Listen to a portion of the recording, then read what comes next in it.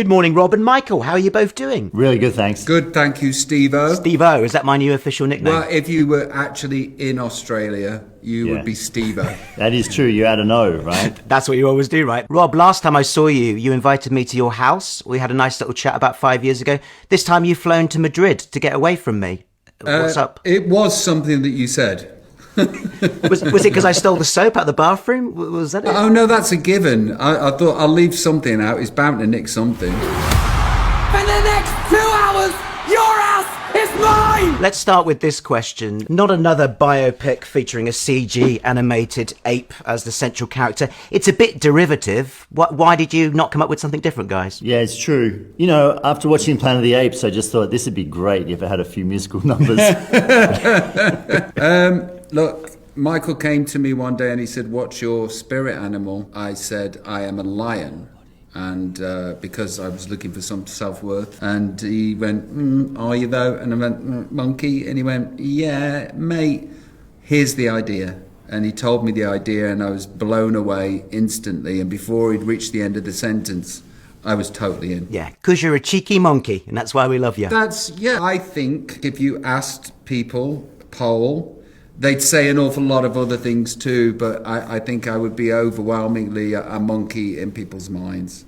And I'm sure there's a Bob Dylan somewhere wondering why he's not an animal in his biopic right now. Is it too late to CG Timothy Chalamet out of that film? Should have been a giraffe. I don't know why my Bob Dylan sounds like James Brown. That was terrible. Yeah. Robbie and Michael actually became mates while Michael was directing Hugh Jackman in The Greatest Showman.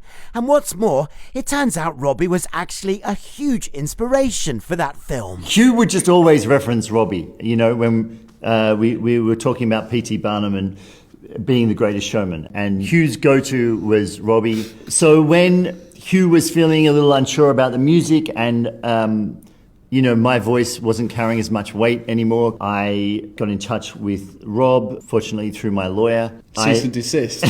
Yeah, and I pitched The Greatest Showman to Rob, wanting to ask him if he would then make a video for Hugh to convince Hugh that the music was great. Alas, I thought I was being pitched the movie to star as the lead in the movie The Greatest Showman. I was like, yeah, of course, that's me. Does that mean, Rob, that you tell your kids you're kind of the influence for Wolverine? I always think I'm the influence for Wolverine anyway, because I'm delusional. It's the right answer. That is the correct answer. It goes to dark places, and I must say that's what really moved me watching it. It's a fun ride, but boy, is there the stories about the dark times as well, isn't there? Yeah, I always say that it's...